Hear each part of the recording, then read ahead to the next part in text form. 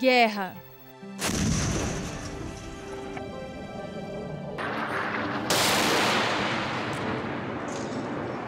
Fome. Perseguição.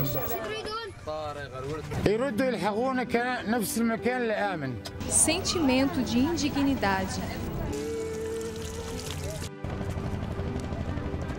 Ameaças. Falta de oportunidades. Sofrimento. Medo.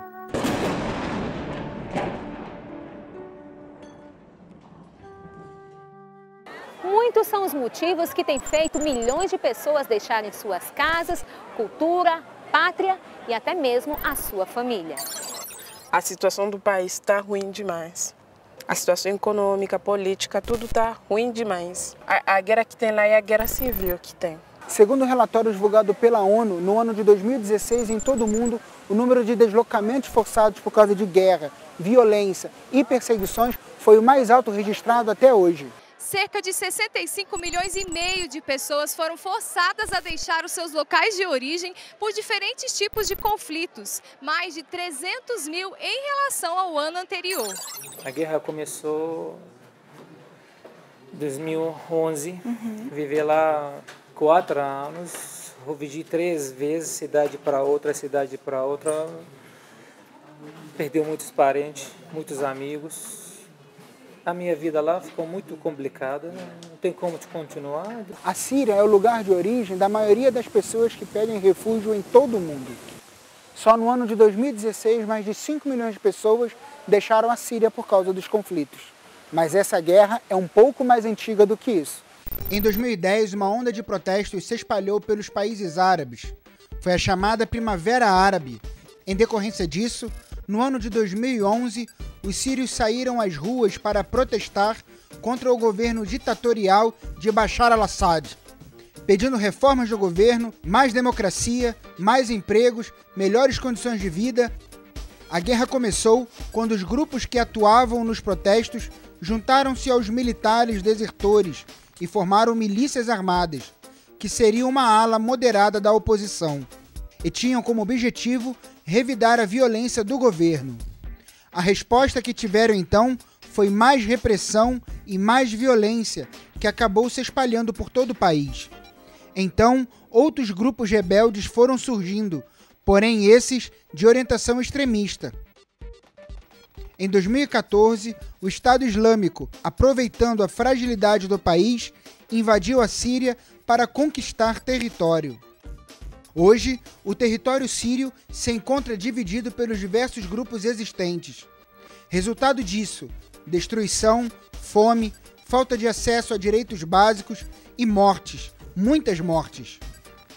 Por esses motivos, as pessoas que não querem se envolver nesses conflitos estão procurando refúgio em outros países, arriscando suas vidas com a esperança de um futuro. O Destrave veio hoje conhecer a história do Assim, que está aqui no Brasil há 3 anos. Ele é sírio, veio para cá como refugiado e hoje ele já está adaptado, trabalhando numa editora católica e nós vamos conhecer a história dele. Vamos lá!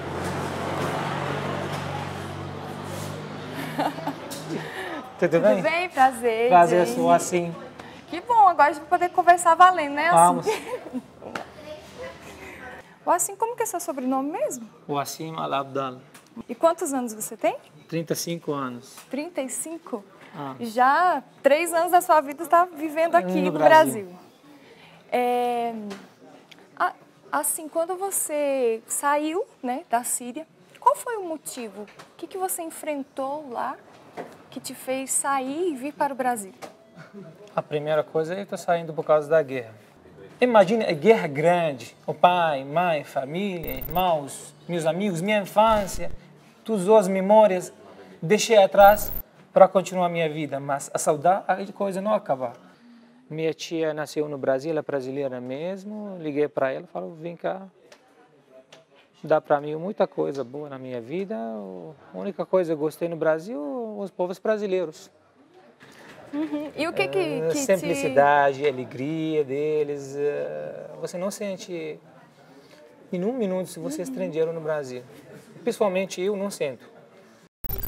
É considerado refugiado a pessoa que, em razão dos fundados temores de perseguição devido à sua raça, religião, nacionalidade, associação a determinado grupo social ou a opinião política, encontra-se fora de seu país de origem e que, por causa dos ditos temores, não pode ou não quer regressar ao seu estado. O Brasil tem cerca de 9.000 refugiados de 79 nacionalidades, sendo a maioria deles de origem síria. O país também recebe refugiados da Angola, Colômbia, Haiti e Congo. Meu nome é Benediction, sou Kikipuni, eu sou da República Democrática do Congo. O meu país se chama Coração da África, fica bem no meio da África. Há quanto tempo que você veio morar no Brasil? Tem 1 ano e meio que eu estou aqui no Brasil. Em busca de que você veio no Brasil? Os brasileiros são muito acolhedores mesmo, porque em todos os lugares onde eu vou, quando vou falar sou estrangeira, sou africana, aí todo mundo é africano, todo mundo quer saber como que é lá, como que a comida de lá, a cultura, aí eu acho isso muito bacana. Eu venho aqui no Brasil para estudar moda, beleza, para fazer cursos de beleza. Porque eu gosto muito de beleza, eu gosto muito dessa área. O que você faz hoje? Com o que você trabalha? Hoje eu estou fazendo curso de maquiagem e eu estou trabalhando também no salão da Ruth, Salão Boaz. E eu estou dando curso de francês e inglês. O que você encontrou quando chegou aqui? Na verdade, quando cheguei aqui, eu não sabia nada de português. Aí eu cheguei em casa do amigo do meu pai, lá na Ribeirão das Neves, aí falava português. E ele falava também um pouquinho de inglês, as meninas também. Mas era muito difícil quando as pessoas chegavam em casa para me visitar. As pessoas que não sabem também falar inglês, aí foi tão difícil para mim, mas tão... Aí eu falei, eu desisto, eu vou voltar no meu país, porque nunca vou falar português. Aí eu ficava no meu quarto, chorava, aí as pessoas me achavam tímida, porque eu não conversava com ninguém. Não era porque eu era tímida, é porque eu não sabia como falar o português. Aí eu ficava muito triste. Eu ligava para meu pai, eu quero voltar no Congo, eu quero voltar, não vou conseguir falar português. Porque para mim o português eu estou achando muito difícil. E meu pai falou, não, minha filha, no início é sempre assim. Aí meu pai foi falando assim, aí acabei de ficar. Professora Maria da Consolação, no lançamento da cartilha para o imigrante ano passado, você falou para nós a respeito de um texto, né, de um dos grandes líderes mundiais, Papa Francisco, com relação à temática com migração e refúgio, né? Qual a importância disso para nós? Sim. Bom, eu acho que é de extrema importância porque o Papa Francisco ele tem demonstrado extrema sensibilidade em relação a todos os deslocamentos humanos que têm ocorrido, especialmente por motivos de guerra, de conflitos religiosos, de violência, de abusos, né? De violação de direitos. Inclusive, isso ele tem falado, tem visitado campos de refúgio, né? Como ele fez em diversos países, né?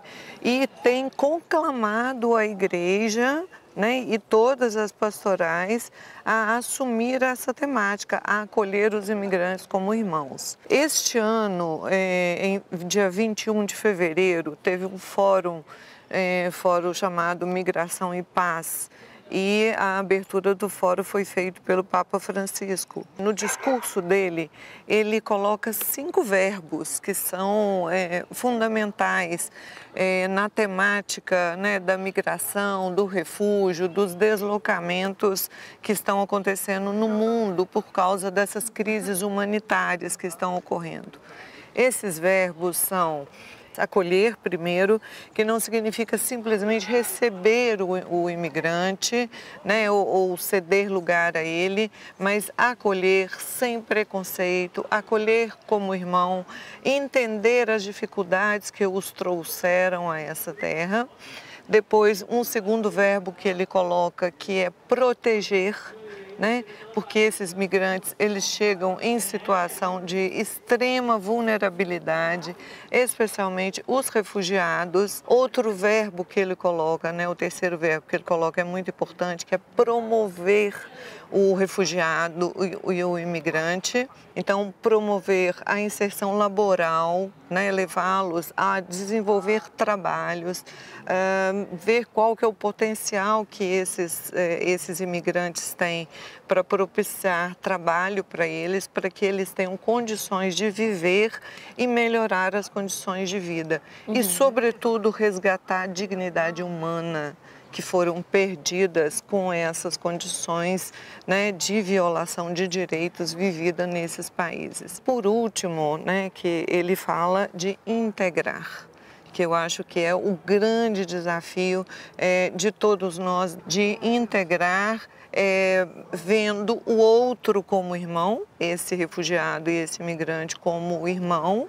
que chega numa situação, né, numa situação indigna, precisando de tratamento mais humanizado, despreconceituoso, porque tem muita xenofobia em relação ao imigrante, não o vendo como submisso, porque acha que pela condição dele de imigrante, ele tem que ser submisso e não tem. Ele é ser humano como todos nós, né?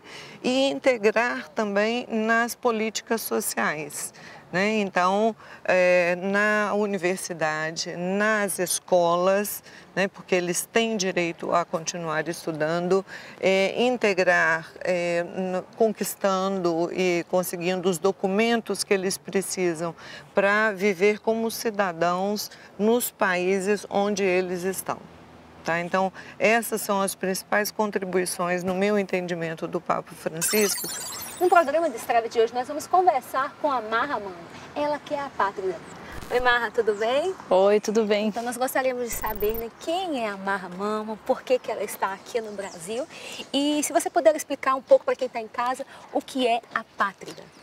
Sim, claro. Primeiro, boa tarde. Sim. Vai fazer 2 anos e 10 meses que eu estou aqui no Brasil. Eu sou apátrida. Apátrida significa uma pessoa que não tem pátria, que não tem nacionalidade, que não tem passaporte, que não tem nenhum documento que fala quem é você ou como você existe. Ser apátrida significa não possuir nacionalidade ou cidadania. É quando o elo legal entre o Estado e um indivíduo deixa de existir. Uma vez que esse elo não existe, a pessoa passa a não ter direito e não ser reconhecida como cidadã. Eu nasci apátrida, vivi 26 anos no Líbano como apátrida. Eu estou aqui no Brasil de 2 anos e 10 meses que eu falei, como buscando uma nova vida. Como pessoa, você consegue sua nacionalidade de 2 jeitos. O de terra onde você nasce, como o Brasil. Se você nasce no Brasil, você é brasileira. O de sangue de seus pais, como a maioria dos países da Europa. Se seus pais são italianos, você é italiana. Mas se você nasce na Itália, você não é italiana. No meu caso, meus pais são sírios. Minha mãe é muçulmana, meu pai é cristão. O casamento deles é ilegal na Síria. Eles fugiram da Síria pelo Líbano, casaram no Líbano. Minha irmã, eu e meu irmão, nascida no Líbano, a gente não somos libaneses, porque Líbano é só de sangue. Como meus pais são sírios, eu não sou síria, porque eles não são casados. Como eles não estão casados, não tem mãe solteira e pai solteira que passa a nacionalidade para filhos. Então, eu nasci apátrida, cresci apátrida, sem nenhum documento que fala quem sou eu. Essa questão de não poder ter uma documentação, né, que mostrasse de onde você era de fato, a sua nacionalidade, gerou alguma complicação na hora de estudar, na hora de buscar serviços como saúde? Claro, porque questão de documento não é só um documento que você tem lá dentro da carteira e você anda com ele. Sim. Você usa esse documento como tudo na sua vida.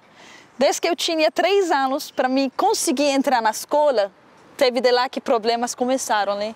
Porque você não consegue estudar sem apresentar certidão de nascimento, sem apresentar sua identidade. Então eu não conseguia estudar. Quando eu tinha 6 anos, eu corria dentro da minha escola. Para conseguir competir com outras escolas, eu não conseguia, porque não tinha documento que aprova quem sou eu. E lá os dias viraram porque na universidade, para mim estudar, eu não conseguia, porque eles precisam de um documento que fala quem sou eu. Eu queria muito fazer medicina, não consegui. Então eu estudei outra, porque coloquei tudo em universidade que existia no Líbano, fui uma atrás da outra até conseguir uma que aceitou minha caso, que sem documento só para estudar, paga e estuda. Então, mesmo no hospital, eu não conseguia entrar. Se eu queria comprar um chip de telefone, eu teve dificuldade. Se eu queria viajar, eu não conseguia fazer nada. Então, uma sombra que andava lá só para viver. Longe dos conflitos do seu país de origem, novos desafios são enfrentados pelos refugiados. Além do idioma e da cultura, eles precisam buscar recolocação profissional, sendo que na maioria das vezes eles não conseguem exercer a sua própria profissão. E quando você chegou aqui, quem que te acolheu? Como que foi conhecer? Como foi você chegar aqui onde você trabalha? Porque você conseguiu emprego rápido, né? Eu consegui muito rápido. Dias? Meu amigo ligou, falou, tem livraria religiosa, precisa o funcionário. Você quer trabalhar? Eu falei, sim. Mas naquela época eu não falo português nada. Cheguei, fiz a entrevista com o meu chefe. Agora estou falando do meu chefe. Naquele tempo, conversei com ele em inglês. Ele abriu a praça para mim, falou, vem cá, você vai estudar português dentro da nossa livraria, vai continuar a sua vida no Brasil. Ele me ajuda muito, como todos os meus amigos me ajudam. Ele explica para mim muitas coisas de cultura brasileira. Sabe, quando você entra de outros países, outra cultura, outro pensamento, não tá fácil a gente saber todas as coisas dentro de apraço. Depois, segunda parte da minha vida, entrei na colégio Nossa Senhora das Dores para continuar a minha estudar. Continuei, formei em ensino médio, agora estou procurando uma faculdade para continuar a minha vida no Brasil. No Destrave Agora nós vamos conversar com o Dr. Emir Kadar, ele que é o cônsul honorário aqui da Síria em Minas Gerais. E a gente vai conversar sobre a realidade dos refugiados no Brasil. Dr. Emir, boa tarde, você está bem? Boa tarde a vocês, obrigado pela oportunidade. Que bom. A gente queria saber, especificamente em Belo Horizonte, Minas Gerais, qual é a realidade dos refugiados sírios aqui? Os refugiados sírios em Belo Horizonte são aproximadamente 250. Chegam aqui com a maior dificuldade desse mundo. Não falam a língua, não têm dinheiro e chegam sem trabalho. Então, é realmente uma chegada assim, muito dolorosa para eles, porque chegam, vê essa cidade aí e não sabe o que vai fazer. Tivemos uma ajuda muito grande da Igreja Católica, através do Padre Jorge, que é da Igreja Sagrado Coração, que os acolheu de uma forma muito gentil logo que chegaram e conseguiu levá-los na Polícia Federal, fazer os primeiros acertos com o governo e depois os levou no consulado. Daí para frente é que o consulado entrou, tomou conhecimento desses refugiados. A realidade de todos foi marcada pela guerra civil da Síria? Eles realmente saíram por conta da problemática da guerra na Síria? Esses que eu estou dizendo para você, desde 2014, vieram por causa da guerra da Síria.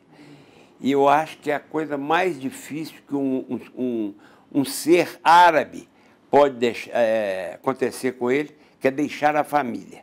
Porque o árabe tem essa particularidade de ser uma pessoa de família.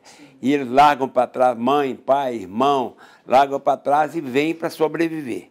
Então a realidade deles é muito dura, muito dura. O mais difícil de ter deixado lá na Síria foi o quê? Muito difícil. Família. Que é tudo, né? Muito difícil, muito difícil. Família, meu pai, minha mãe. Você tem irmãos? Meus irmãos, meu irmão, tudo. Esses sentimentos não tem explicação para você falar o qualquer sentimento naquele tempo. A família é uma coisa muito boa na nossa vida. E quando você veio, a sua família, alguém da sua família tentou também vir para o Brasil? Não. Infelizmente, uma coisa difícil. Meu pai não quer sair. Porque a primeira coisa por causa da idade dele, segunda coisa ele falou, eu nasci aqui, viver aqui, vou morrer aqui. A ligação com a terra dele muito, muito, muito forte, mas que nós. Porque a idade dele cresceu muito. Viveu a vida toda lá. Ele falou uma frase triste: eu vivi meu tempo. Você continua seu tempo. Eu queria visitar meus pais antes de morrer, sem dúvida. Mas eu não quero visitar o túmulo lá. Sim. Quero a guerra acaba mais cedo para eu conseguir visitar eles. Eu saí na minha cidade terceiro dia quando o Estado Islâmico eles entraram na minha cidade. Depois de uma semana voltei. Tem algum padre que falou assim, tem que me ajuda. O que ajuda de você? Precisa uma coisa, alguém precisa comida? Fala, não, tem que procurar aonde tem morte. Que coisa difícil para mim. Sim. Fala, não, assim, tem que ter fé. Você tem que fé. É a fé que a fé muito ajuda muito. Eu comecei a procurar, fulano morreu, fulano morreu, fulano morreu, fulano morreu. Não é outra coisa fácil. Enterrei 55 pessoas, mesmo dia. Eu, nosso padre e os 3 amigos. Você sente a vida parada, tudo igual pedras. Não tem movimento, não tem nada, calado. A vida acabou. Esses momentos, você vai sentir muita tristeza profundo. Você vai guardar. Mas difícil de você depois explicar. Pode você chorar, pode você rir, pode você sair, pode você ficar nervoso com mãe, com pai, com amigos. Não tem situação estável para você viver. Sim. A única coisa que aconteceu lá, não estou conseguindo andar com meu irmão no mesmo caminho. Ele anda no lugar e eu ando no lugar. Quem morreu, não morreu do outro. Não quero falar muita coisa sobre isso, é uma coisa de tristeza. Como foi chegar aqui no Brasil? Você se sentiu acolhida aqui nesse país? Sim. Na verdade, desde que eu tinha 16 anos, eu estava buscando uma solução da minha história, né? Desde que eu não tenho documento, o que eu preciso fazer e por quê. E aí comecei para escrever uma carta. Mandei para presidente do Líbano, mandei para ministros, mandei para tudo pessoas que talvez conseguiam me ajudar. Para embaixadas do mundo inteiro. O único país que me acolheu foi o Brasil. Foi a única embaixada, infelizmente falando, por causa da guerra que estava acontecendo na Síria, e ele estava com portas abertas para refugiados que estavam vindo da Síria. Então, como meus pais são sírios, eles consideraram a gente como sírios, me deram um documento de viagem que é válido só para viajar do Líbano para o Brasil, e a gente chegou no Brasil. Em algum momento você questionou Deus? Onde está Deus? Deus, olha, tem coisa de Deus. Sempre tem. O Deus sempre conosco.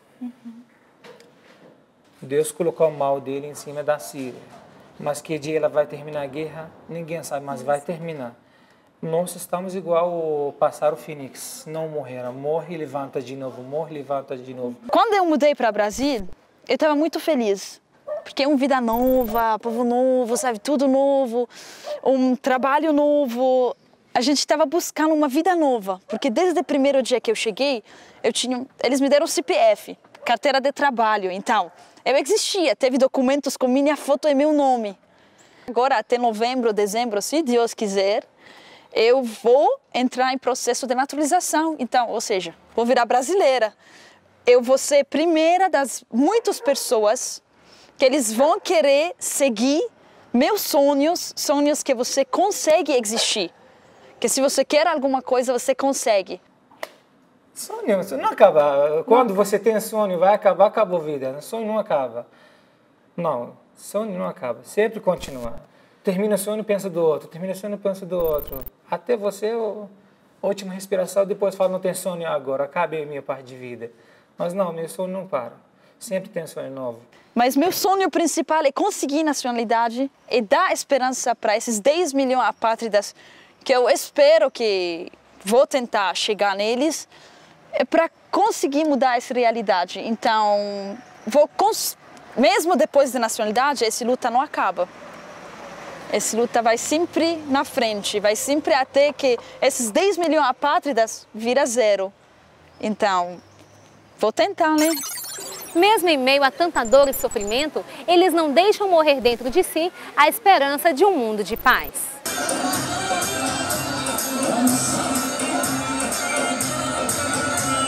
Tudo bem, galera? Meu nome é Azan, já tenho 3 anos aqui no Brasil. Meu maior sonho é essa guerra acabar e voltar logo para a Síria. Meu nome é Alada Lu, tenho 2 anos aqui no Brasil e meu sonho é voltar para a Síria. Meu nome é Mankadar, eu fiquei aqui 1 ano e meio. Eu quero paz na Síria.